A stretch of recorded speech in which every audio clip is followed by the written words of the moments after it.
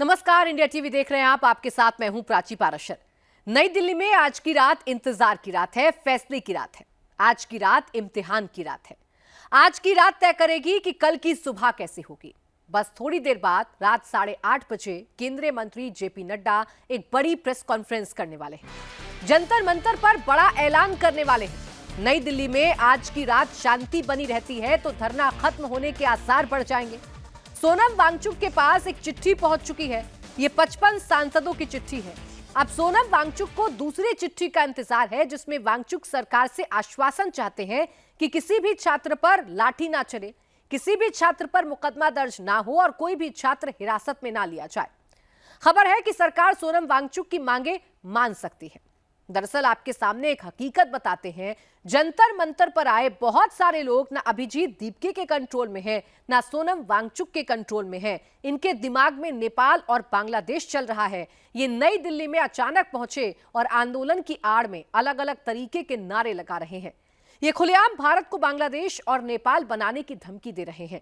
ये कौन लोग हैं और क्या इन्होंने आंदोलन को हाईजैक कर लिया है? अभी ये तमाशा तो शुरू हुआ है नरेंद्र मोदी। अभी ये तमाशा शुरू हुआ है, अभी ये खेल शुरू हुआ है। ये अभी पिक्चर बाकी है और इस पिक्चर का जब तुमको अंदाजा होगा तो तुम भी वो बांग्लादेशी की तरह या किसी और मुल्क की तरह असाइलम लेके कहीं और भाग जाओगे।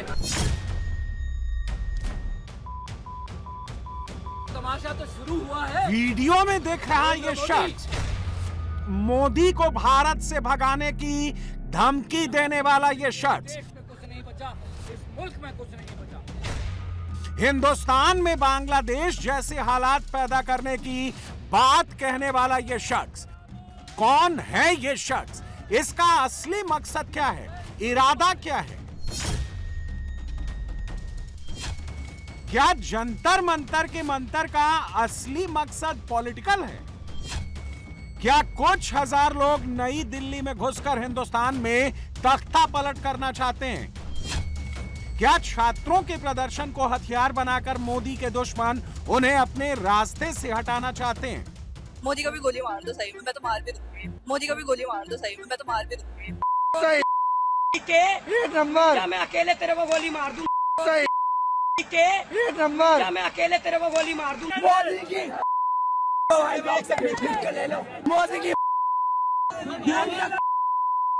अमित शाह के साथ तू भी हो गया है।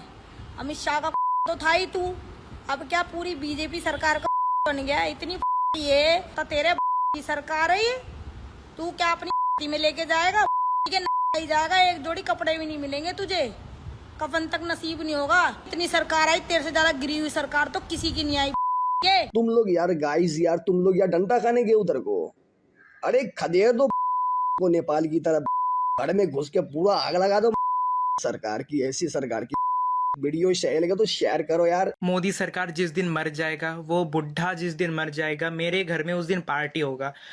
सबको आना है मेरे घर में उस दिन। मैं सबको फ्री का चाय पिलाऊंगा, नाच गाना डीजे पार्टी सब होगा उस दिन मेरे घर में। सबको फ्री का चाय आना है, तुम लोगों को सबको आना है। नरेंद्र मोदी सरकार के खिलाफ एक खतरनाक प्लान एक्टिव हो रखा है। पुलिस पर हमला, रैपिड एक्शन फोर्स के जवान की मॉब लिंचिंग करना, घेर कर हमला करना, एक अकेले जवान पर छात्रों के भीड़ में घुसे दर्जनों दंगाइयों का कूद पड़ना, यह सब इसी प्लान का हिस्सा है।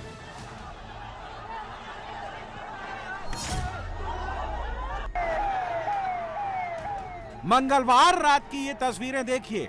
आरएएफ के एक अकेले जवान को छात्रों की भीड़ में घुसे दंगाइयों ने कितनी बेरहमी से मारा। कोई डंडे से हमला कर रहा है, कोई लात घूंसे बरसा रहा है, कोई सर पर पत्थर मार रहा है। उपद्रवियों ने आरएएफ के जवान को तब तक पीटा जब तक वो लहूलुहान ना हो गया। पुलिस कर्मियों पर ऐसे हमले अचानक नहीं हो रहे। ये एक वेल प्लान केसरिया से मन जोगी हुआ रे, दिल झूमे देखो।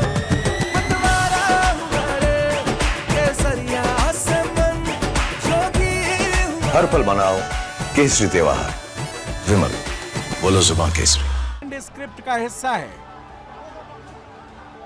और इस स्क्रिप्ट के स्क्रिप्ट राइटर्स बांग्लादेश और नेपाल वाला मॉडल देश में लॉन्च करना चाहते हैं।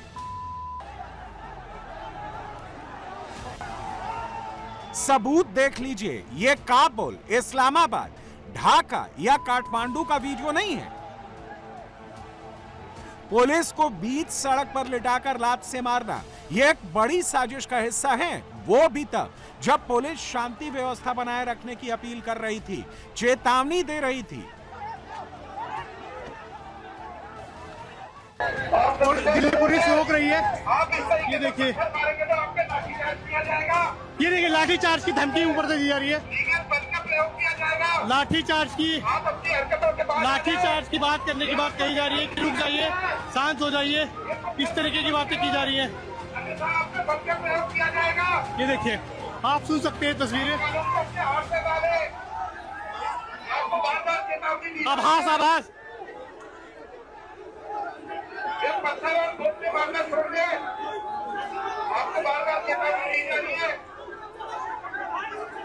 शांति व्यवस्था को खराब ना करें, आपको बार-बार चेतावनी दी जा रही है पुलिस की तरफ से, शांति व्यवस्था बना के रखें। प्रदर्शनकारियों पर पुलिस की अपील का असर नहीं हुआ, फिर जो हुआ आपके सामने है। पुलिस पर तलवार से हमला, लोहे के रॉड से आरएफ के जवान पर हमला, 20 लोग एक पुलिस वाले पर चढ़ गए, 25 लोग एक पुलिस वाले को नोचने लगे, बाकायदा लिंचिंग की गई। अगर एक पुलिस वाला लाठी चला देता तो यही लोग वीडियो बनाकर घुमाते। छात्रों की भीड़ में छिपे दंगाइयों में पुलिस का डर खत्म हो चुका है। पुलिस को पब्लिकली पीटा जा रहा है, फिर जश्न मनाया जा रहा है, वीडियो का कैप्शन दिया जा रहा है, हिंदुस्तान को नेपाल बना देंगे। सब भागे, पुलिस वाले भागे।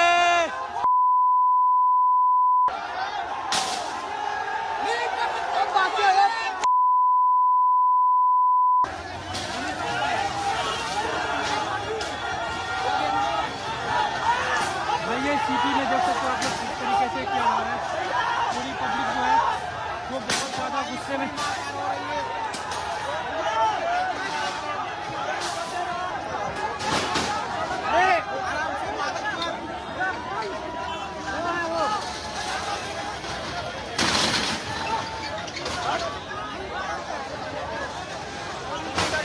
भाई मैं हूँ अभी सीपी में और यहाँ पे देख सकते हो पब्लिक लोग ने पुलिस वाले को मार मार के भगा दिया यहाँ से, मार मार के। गाइस ये देखो भाई, ये देखो पूरा रोड जाम कर दिया गया बैरिकेड से। यहाँ पे पूरा बैरिकेड से घेरे हुआ था एंड अभी यहाँ पे सब देख सकते हो कैसे किस तरीके से जाम कर रहे हैं पूरा गेट। भाई पुलिसों की संख्या वहाँ पे देखो भाई, ये देखो पुलिसों के भाई मार गए भाई सिखा गए ओ भाई सिखा गए भाई गुरु की मत है। देखो पुलिस वालों को मार दिया भाई, दंगा हो गया भाई ये देखो भाई दंगा हो गया भाई दंगा हो गया भाई दंगा हो गया भाई दंगा हो गया भाई दंगा हो गया भाई दंगा हो गया भाई दंगा हो गया भाई पुलिस वालों को मार रहे हैं, पुलिस वाले को मार रहे हैं भाई, पुलिस वाले को मार रहे हैं भाई। तो भाई कल पुलिस वालों ने हम पे लाठी चार्ज की थी, आज हम पुलिस वाले को चार्ज कर रहे हैं। और ये देखो पुलिस वाले सब वैन में बैठ के भाग रहे हैं यहाँ से, और कई वैन यहाँ से भगा दिए मार के सबने। इस सीपी का मैं दिखा रहा हूँ आपको भाई, नेपाल ट्रीटमेंट स्टार्ट हो चुका है।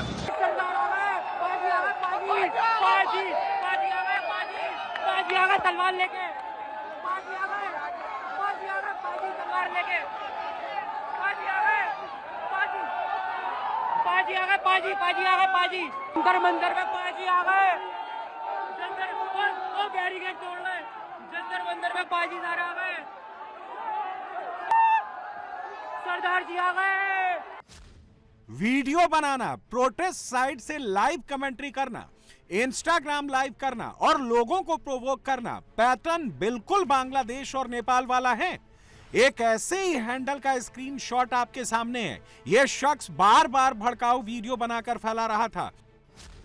अब इस पोस्टर को देखिए। ये पोस्टर फैलाने वाला शख्स दिल्ली पुलिस के जवान का पता लीक करके भीड़ को उसे टारगेट करने के लिए उकसाता दिखा। नेपाल और बांग्लादेश में भी ऐसा ही हुआ था।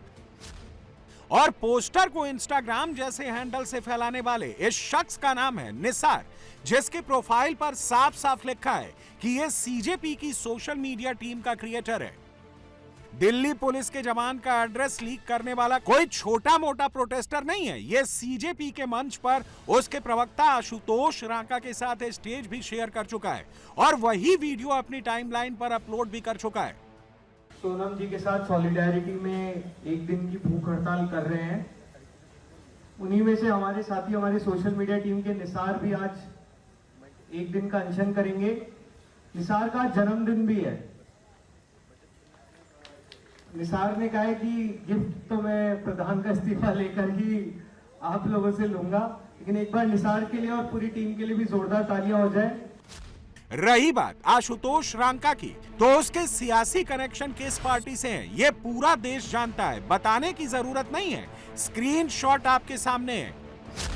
अरविंद केजरीवाल के साथ आशुतोष रांका की तस्वीर आपके सामने है। इसीलिए सवाल उठ रहा है कि क्या ये सब कुछ पॉलिटिकल प्लानिंग तो नहीं है। इसका एक इंडिकेशन आपको सफेद कुर्ते वाले इस शख्स को देखकर लग जाएगा। ये शख्स ना तो नीट का छात्र लग रहा है, ना ही कोई इंजीनियरिंग का छात्र। तो फिर कौन है ये शख्स जो छात्रों के बीच में घुसकर मोदी सरकार के खिलाफ नारेबाजी कर रहा था, छात्रों को इंस्टिगेट कर रहा था? ये शख्स कोई और नहीं, सीलमपुर का हाजी अफजल है, जो एक हिस्ट्री शीटर है और इसे मकोका के अंदर कन्विक्ट भी किया जा चुका है। ये शख्स अपने साथ बड़ी संख्या में लोगों को लेकर छात्र केसरिया से मन जोगी हुआ रे, दिल झूमे देखो मतवारा हुआ रे, केसरिया से मन जोगी हुआ। हर पल मनाओ केसरी त्योहार। विमल, बोलो जुबान केसरी। छात्रों के आंदोलन में पहुंचा था। हैरान करने वाली बात यह है कि इसका भी आम आदमी पार्टी कनेक्शन है। इसकी बेगम आम आदमी पार्टी से काउंसलर है। शुरुआत में हमने आपको इस शख्स का वीडियो दिखाया था जो मोदी को भारत से भगाने की धमकियां देता दिखाई दिया, भारत को बांग्लादेश बनाने की बात कहता सुनाई दिया। जानते हैं ये कौन है? इसका नाम ओवैस बताया जा रहा है और रिपोर्ट्स के मुताबिक जम्मू कश्मीर का ये शख्स भी आम आदमी पार्टी से जुड़ा हुआ है और इसे आपके एमएलए महराज मलिक का करीबी बताया जा रहा है। क्रोनोलॉजी समझिए। आम आदमी पार्टी के नेता जंतर मंतर पर पहुंचते हैं, प्रदर्शनकारियों को खोलकर सपोर्ट करते हैं और जब प्रदर्शनकारियों की भीड़ में छिपे गुंडे पुलिस पर हमला करते हैं, पुलिस का सर फोड़ते हैं, खून खराबा करते हैं, तो केजरीवाल पहले दिल्ली पुलिस को आतंकी बताते हैं और ये कहकर फॉल्स नैरेटिव बनाते हैं कि पुलिस वालों पर तो हमला हुआ ही नहीं, एक भी पुलिस वाला जख्मी हुआ ही नहीं, पुलिस वालों पर हमले का कोई वीडियो आया ही नहीं। क्या आप मेरे को एक प्रोटेस्टर दिखा सकते हो जिसके हाथ में बंदूक थी? क्या आप एक प्रोटेस्टर दिखा सकते हो जिसके हाथ में डंडा था? क्या आप एक प्रोटेस्टर दिखा सकते हो जिसके हाथ में पत्थर था या कोई आर्म्स थे? ऐसे निहत्थे अच्छे अच्छे घरों के बच्चों के ऊपर, निहत्थे बच्चों के ऊपर डंडे बरसाना, टीयर गैस के छोड़ना, सर फोड़ना उनके, ये कौन सी जिम्मेदार सरकार है यार? ये तो आतंकी हैं। सवाल है कि छात्रों के आंदोलन में ऐसे और कितने चेहरे ऑपरेट कर रहे हैं जो नेपाल और बांग्लादेश वाले मॉडल पर काम कर रहे हैं। आज हम आपको इसके कुछ और सबूत भी दिखाते हैं। ये सबूत देखने के बाद शक की कोई गुंजाइश नहीं रह जाएगी कि छात्र तो सिर्फ बहाना है, असली टारगेट तो नरेंद्र मोदी है। सबूत नंबर 1 देखिए। यह चलो दिल्ली नाम के व्हाट्सएप ग्रुप में भेजा गया मैसेज है। तनवीर नाम का शख्स लिखता है, अब तो बहुत कुछ होगा, शायद बहुत लोग शहीद भी हो जाएं, लेकिन अब पीछे नहीं हटेंगे ये लोग। फिर यही शख्स आगे लिखता है कि अब तो सरकार ही गिराकर मानेंगे। इसके बाद ये लिस्ट जारी कहता है पहले एजुकेशन मिनिस्टर को रिजाइन करने बोलेंगे, फिर इथेनॉल वाले मिनिस्टर को बोलेंगे रिजाइन कर, फिर फाइनेंस मिनिस्टर का रेजिग्नेशन मांगेंगे, फिर पर्यावरण मंत्री का इस्तीफा मांगेंगे और इन सबके बाद प्राइम मिनिस्टर मोदी का इस्तीफा मांगेंगे। नोट कीजिए, इस शख्स ने अपने मैसेज में प्राइम मिनिस्टर नहीं, क्राइम मिनिस्टर लिखा है। सबूत नंबर 2 देखिए। दिल्ली में प्रदर्शनकारियों के समर्थन में प्रोटेस्ट करने आया यह शख्स भी कोई छात्र नहीं था। इसका नाम बृजराज सोलंकी है। गुजरात में आम आदमी पार्टी से इसका कनेक्शन है और आप अरविंद केजरीवाल के साथ आम आदमी पार्टी के मंच पर इसकी तस्वीरें भी देख सकते हैं। सबूत नंबर 3 देखिए। छात्रों की भीड़ में प्रदर्शन की आड़ में अपना एजेंडा चलाने वाले वो चेहरे भी पहुंचे थे जिन पर कोचिंग माफिया का आरोप लगता है। सबूत नंबर 4 देखिए। दिल्ली में जंतर मंतर पर सफेद कुर्ते और लाल गमछे में आप जिस शख्स को देख रहे हैं वो भी किसी एंगल से छात्र नहीं लग रहा। यह शख्स दरअसल समाजवादी पार्टी से जुड़ा हुआ है। समाजवादी पार्टी के ऐसे एक नहीं कई चेहरे प्रदर्शनकारी छात्रों की भीड़ में घुसकर उपद्रव को अंजाम दे रहे थे। छात्रों के गुस्से को अपने सियासी फायदे के लिए इस्तेमाल कर रहे थे और अब इसका खुलासा खुद एक छात्र ने कर दिया है जो इस प्रदर्शन का हिस्सा था। मैं एक चीज़ बताना चाहूँगा जो मैंने एज एन आर्टिस्ट वहाँ पे एनालाइज करा। समाजवादी पार्टी बहुत ख़राब है। लिटरली मैं तुमको इस सच बता रहा हूँ, अपने आंखों से देखा सच। मुझे नहीं पता लोगों ने वहाँ ये देखा नहीं देखा। भाई 12 बजे तक सब कुछ अच्छा था। हम पार्लियामेंट तक पहुँच गए थे। पार्लियामेंट का जो मेन वहाँ पे वो स्टेशन है पुलिस, वहाँ पे हम सब खड़े थे और सब शांति से हो रहा था, बहुत शांति से हो रहा था, हर चीज़ शांति से हो रही थी। पर मैंने अचानक से देखा समाज पार्टी आती है और वो जनता को आधा आधा डिवाइड करके ले जाती है, इधर से और उधर से। और जैसे ही डिवाइड होता है उसके 20 मिनट बाद दंगे फसाद हो जाते हैं चालू। बस एक ही बात बोलना चाहूँगा कि समाजवादी पार्टी, किसी भी पार्टी पे आंखें बंद करके जो भी आपका दिल है भरोसा कर लेना, समाजवादी पार्टी पे कभी भरोसा मत करना।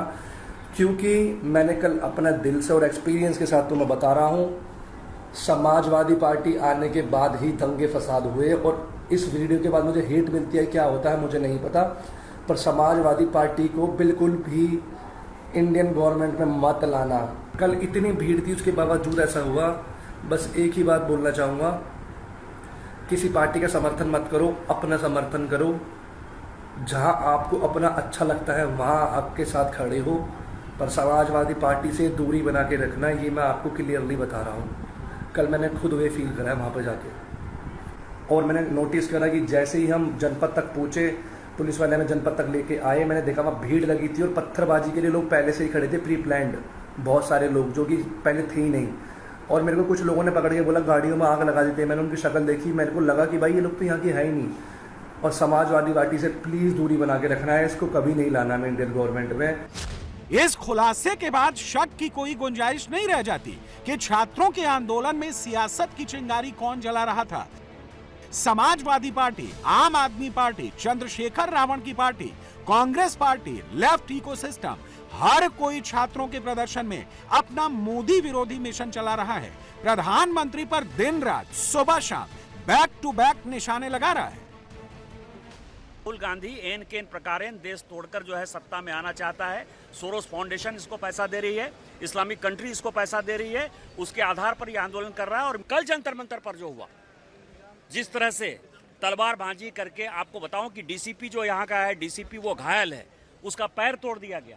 जिस तरह से तलवार लहराया गया, जिस तरह से टोपी पहनकर जो है पूरे मुसलमान इस्लामिक कंट्रीज के जो है सारे लोग सपोर्ट कर रहे हैं, बांग्लादेश सपोर्ट कर रहा है, पाकिस्तान सपोर्ट कर रहा है। और इस तरह के लोगों के साथ मिलकर जिस तरह से कांग्रेस इस तरह का घटिया हरकत कर रहा है, ये देश तोड़ने की पूरी साजिश है। और राहुल गांधी के पूरे विदेश यात्रा पर, अभी जहां विदेश यात्रा गए थे, वो किससे मिले?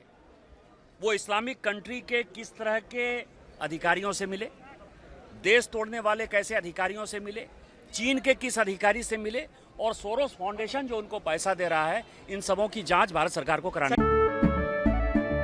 केसरिया से मन जोगी हुआ रे, दिल झूमे देखो मतवारा हुआ रे। केसरिया से मन जोगी हुआ। हर पल मनाओ केसरी त्योहार। विमल, बोलो जुबान केसरी। लेकिन उनका ये आचरण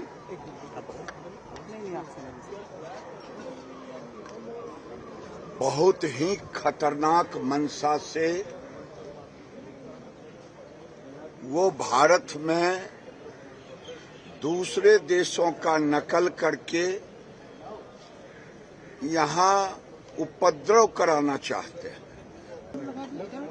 चाहे ममता बनर्जी हो, चाहे राहुल गांधी हो, ये लोग लोकतांत्रिक नहीं हैं, ये लोग अर्बन नक्सल बनते जा रहे हैं और ये अर्बन नक्सल के कारण ही मीडिया पर जिस ढंग से प्रहार हुआ, ये बच्चों के कंधे पर रख करके राजनीति करना चाहते हैं। जो लोग शर्तों के साथ शुतुरमुर्गी शरारत कर रहे हैं, वो समाधान की सोच के साथ नहीं बल्कि व्यवधान की सनक के साथ काम कर रहे हैं।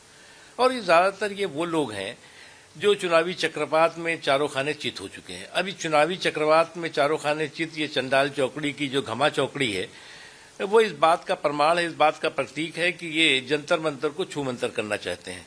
जंतर मंतर में जो नौजवानों के कंधों पर बंदूक और क्रिमिनल कॉन्स्पिरेसी का संदूक लेकर के हाईजैक करने की कोशिश कर रहे हैं पूरे के पूरे जो है वो सरोकार को।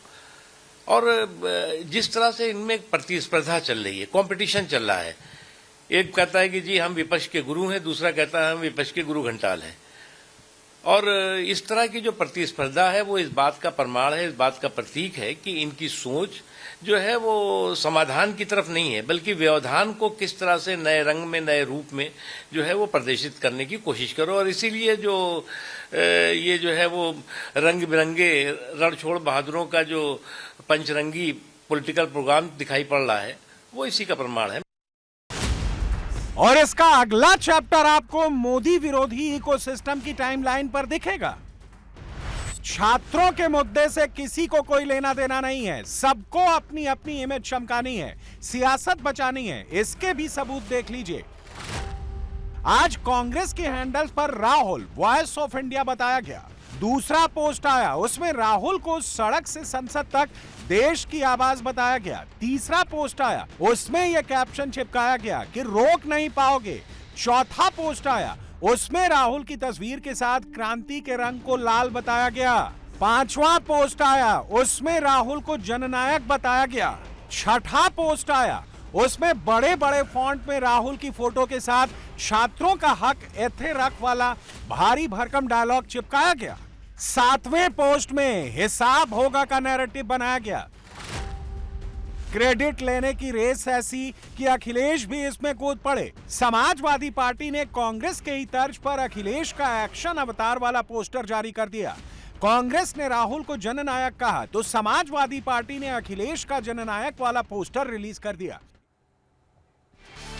बड़ी खबर आपको बता दें, सोनम वांगचुक ने वीडियो संदेश जारी किया है। छात्रों पर हुई बर्बरता के खिलाफ मैंने अनशन जारी रखा है। सरकार से अपील है कि बल प्रयोग ना करें, छात्रों पर दर्ज मुकदमे वापस हों। अगर सरकार आश्वासन देती है तो आज ही अनशन तोड़ दूंगा, सरकार ने आश्वासन नहीं दिया तो अनशन जारी रहेगा। तो सोनम वांगचुक ने एक वीडियो संदेश जारी किया है और इस वीडियो संदेश में सोनम वांगचुक ने कहा है कि अगर छात्रों पर केस दर्ज होते हैं, एफआईआर दर्ज होती है तो उनका अनशन जारी रहेगा। और अगर सरकार यह आश्वासन देती है कि छात्रों पर कोई कार्रवाई नहीं होगी तो आज ही सोनम वांगचुक अपना अनशन तोड़ सकते हैं। साथियों, मैं अभी भी जिंदा ही हूँ। ये 25वां दिन है मेरे अनशन का।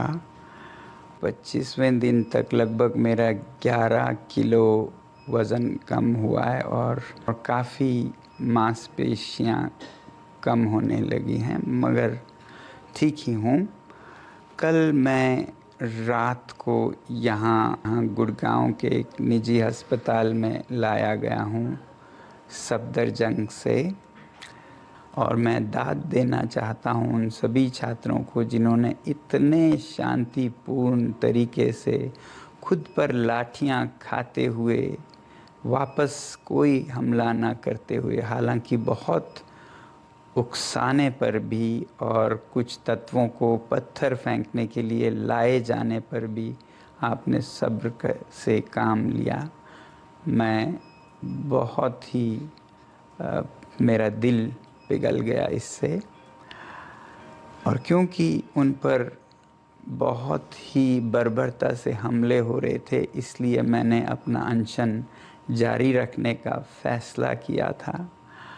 अब भी मेरे पास बहुत से नेतागण आए अनशन तोड़ने की अपील के साथ, जिसमें शासक दल के मंत्री भी आए और सांसद लगभग 65 के हस्ताक्षर और यहाँ आकर अपील कर रहे हैं कि मैं अनशन तोड़ूं और वापस देश सेवा में लग जाऊं। मैं खुद भी ऐसा ही करना चाहता हूं। मेरे लिए मेरा काम बहुत ज़रूरी है, मगर मैं सरकार से विनती करता हूं कि वो और ऐसे ताकत बल का प्रयोग न करें बच्चों पर। और दूसरी बात, उन पर आरोप और FIR जिससे कि उन्हें सताया जा सके जेल या पुलिस द्वारा, ये न करने की मुझे आश्वासन चाहिए।